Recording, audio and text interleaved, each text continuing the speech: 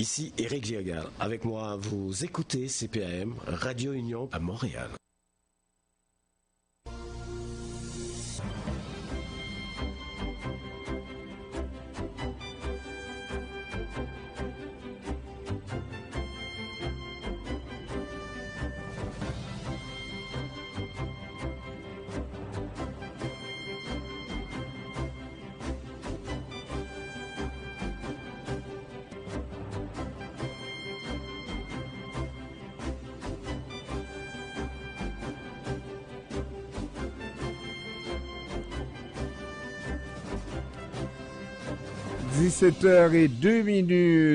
Avec nous en ligne, professeur Rorom Chantal, professeur de sciences politiques à l'École des hautes études publiques à l'Université de Moncton. Bon après-midi, professeur Chantal. Allô, professeur Chantal. Oui, est-ce que vous m'entendez? Oui, là, je vous entends 5 sur 5. Oui. Alors, bon après-midi et bonne année encore. Bon après-midi et bonne année à vous et à vous tous. Merci. Alors, professeur Rorom Chantal, il y a cette nouvelle qui est tombée hier, je crois, n'est-ce pas? Savoir que la Cour du Kenya a décidé que les autorités politiques ne peuvent pas utiliser la police pour une mission à l'étranger. C'est inconstitutionnel et donc, si je comprends bien, la mission tombe à l'eau pour l'instant, en tout cas dans sa forme actuelle.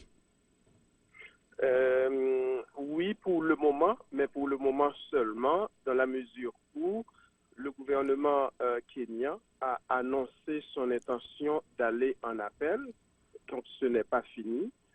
On verra la décision qui sera prise après donc les nouvelles considérations des autorités judiciaires kenyanes. Mais professeur, comme vous le savez bien, Haïti ne peut pas attendre un appel. Un appel, on n'a aucun contrôle sur le temps que ça va durer, etc. Et je regarde tous les jours, c'est une urgence. Tous les jours, c'est la fin du monde en Haïti. Non, je pense que si les Nations Unies veulent aider par une mission, si on pense que c'est ça qui va pouvoir aider, il va falloir trouver une autre alternative. En effet, tout d'abord, ce qu'il convient de mentionner ici, Jean-Ernest, c'est qu'il ne s'agissait pas d'une mission de casque bleu onusien, mais seulement d'une mission multilatérale d'appui à la sécurité en Haïti, approuvée par le Conseil de sécurité des Nations Unies, mais ce ne serait pas, pour ainsi dire, des casques bleus de l'ONU. Donc, en ce sens, on va voir si l'ONU va prendre une autre décision, c'est-à-dire trouver, par exemple, un autre pays qui pourrait accepter de prendre le leadership de la mission à la place du Kenya, mais pour le moment, on sait que le Kenya n'est pas tout à fait autorisé au regard de sa justice à prendre la direction de cette nouvelle force en Haïti. Professeur, comme spécialiste de questions internationales, il y a une posture, mais comme haïtien, lorsqu'on entend ça, lorsqu'on suit la trajectoire et même la tragédie de ce pays-là et dans les dédales des Nations Unies, des essais de présenter des motions qui sont combattues à droite et à gauche, etc., est-ce qu'on a la même réaction, le spécialiste versus l'haïtien qui rêve d'un pays, d'un changement pour son pays? Effectivement, il y a toutes les dimensions là-dedans.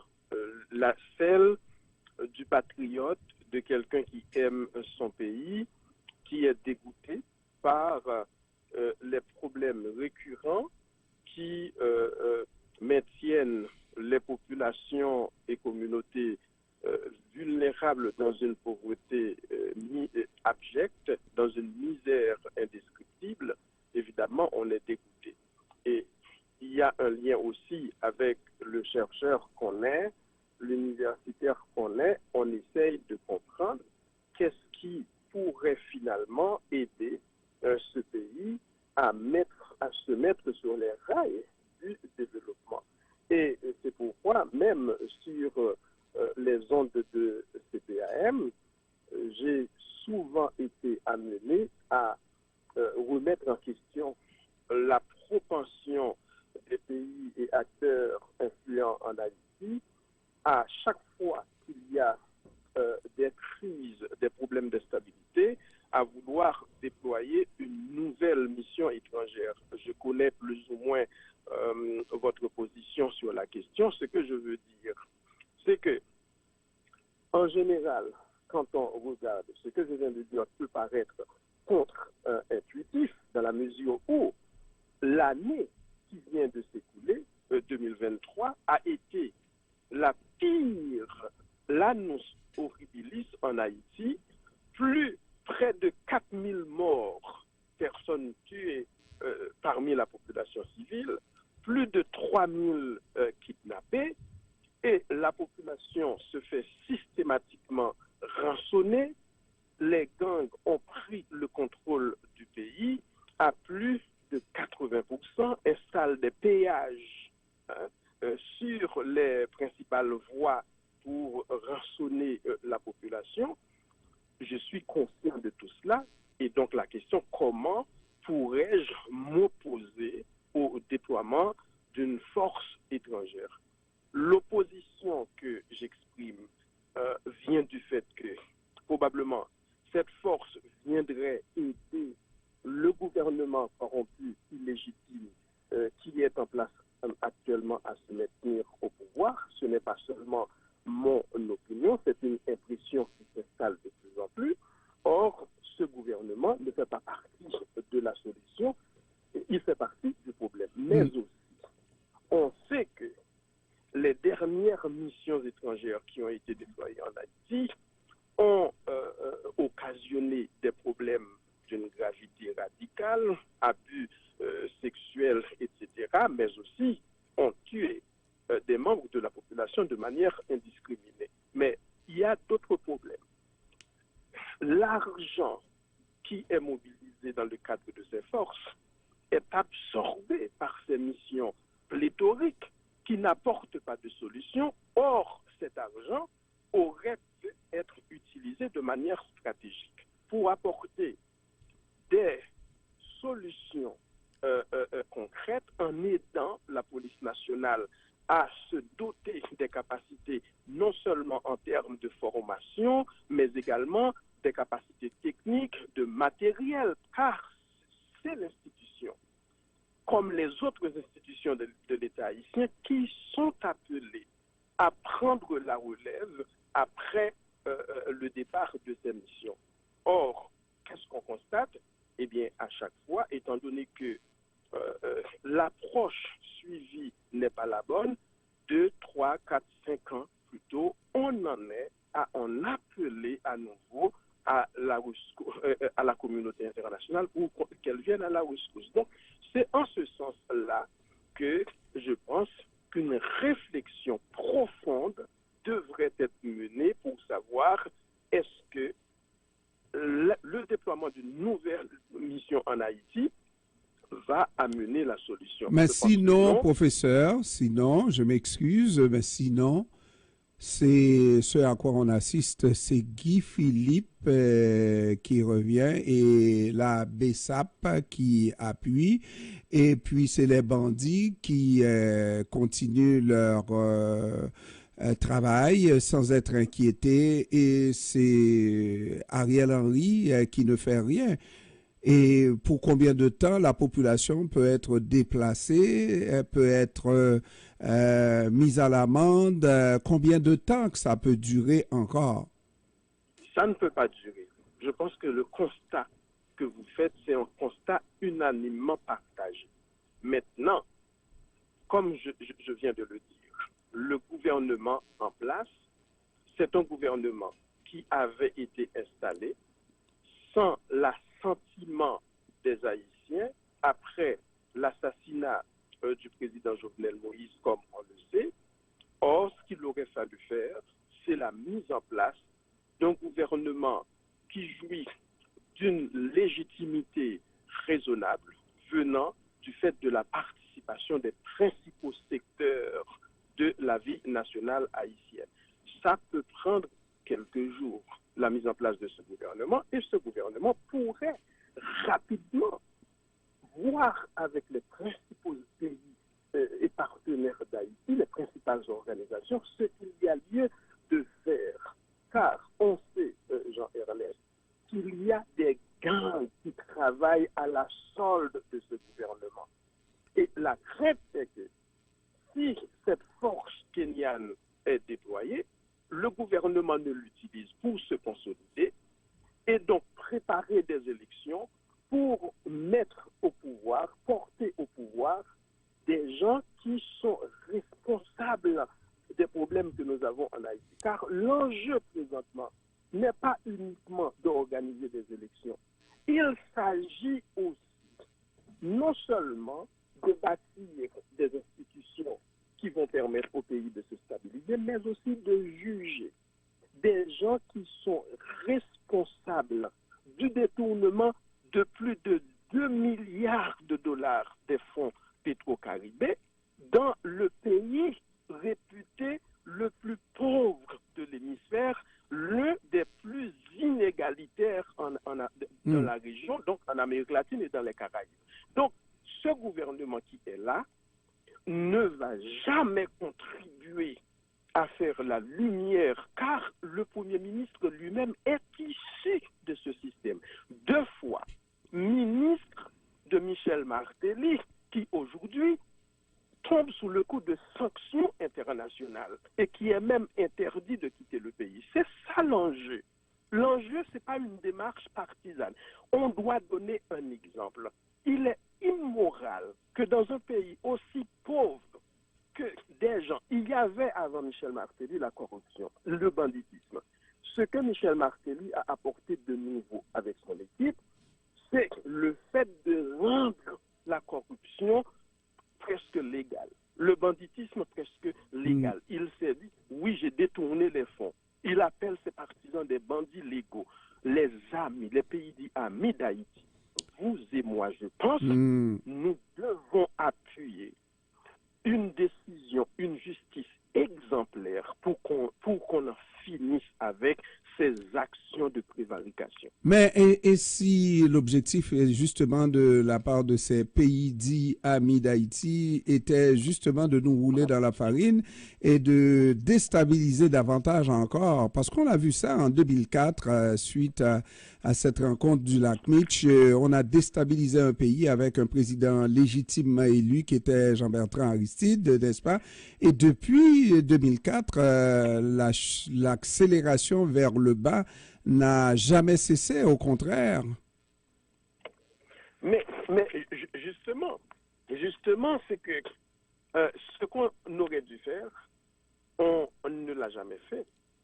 On aurait dû, on a pensé que ce qu'il faut à Haïti, c'est une démocratie électorale. Alors que le problème du pays découle souvent de l'organisation d'élections qui sont utilisées, ces élections, pour porter au pouvoir les éléments du système. C'est un système piégé, car comme l'ont démontré les sanctions prises par le Canada, les États-Unis, l'ONU, voire la République dominicaine, 2 anciens présidents, je ne proclame pas leur condamnation, leur jugement ici, 2 anciens présidents, 2 anciens premiers ministres, des parlementaires éminents, dont l'ancien président de l'Assemblée nationale, des ministres, des membres extrêmement influents et riches de l'oligarchie haïtienne, sanctionnés par des pays comme le Canada et les États-Unis pour leur implication soit dans la corruption ou la violence. Autrement dit, on doit avoir une réflexion profonde, mais aussi une justice exemplaire. On doit trouver les moyens. Nous devons nous donner les moyens d'isoler ces esprits de malfaisance qui sont à l'origine du mal haïtien depuis des décennies, voire des siècles. Donc, c'est pourquoi aujourd'hui, nous devons profiter de cette conjoncture critique pour nous dire quel chemin prendre. Le 7 février, il y en a qui tracent la ligne de la fin du mandat de Ariel Henry, mandat, si on fait accro à la définition du mot, n'est-ce pas? Mais à tout le moins, la ligne serait tracée le 7 février. Est-ce qu'il est une quelconque chance qu'Ariel Henry quitte le pouvoir le 7 février? Ariel Henry, aujourd'hui, d'aucuns pensent que c'est fini pour lui, c'en est fait de lui. Vous avez mentionné Guy Philippe qui est arrivé, dont on ne sait pas très bien, dont on ne connaît pas très bien l'agenda.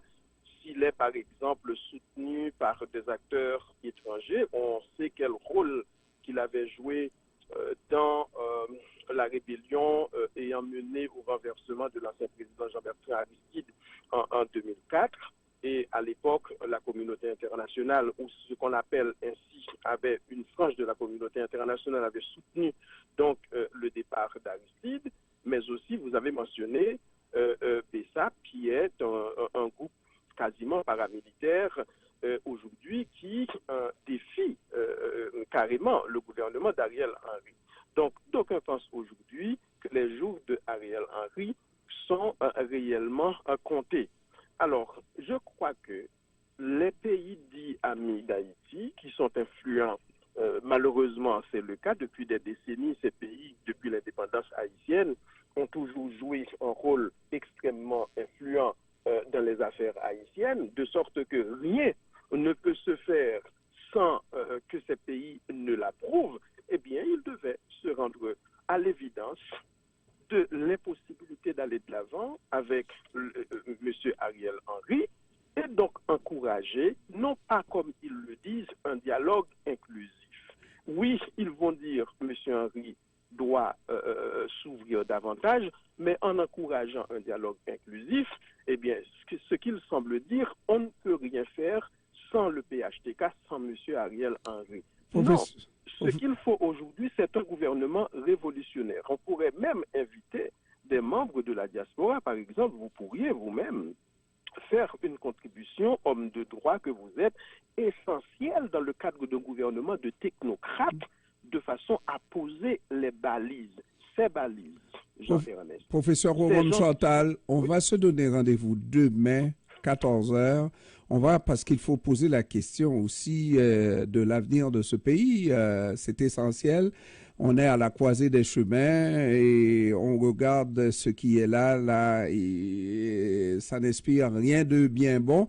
Il y a des mandats d'arrestation, il y a plein de choses. Depuis qu'on ne s'est pas parlé, le pays n'est pas un long fleuve tranquille. Hein? Alors, donc, on va se donner rendez-vous demain après-midi. Entre-temps, je vous dis merci pour la prestation cet après-midi. Jérôme Chantal, professeur à l'École des hautes études publiques à l'Université Moncton. Je vous remercie, mon cher, d'avoir pris du temps de nous parler. 19 $ canadiens, 93. Merci, au revoir.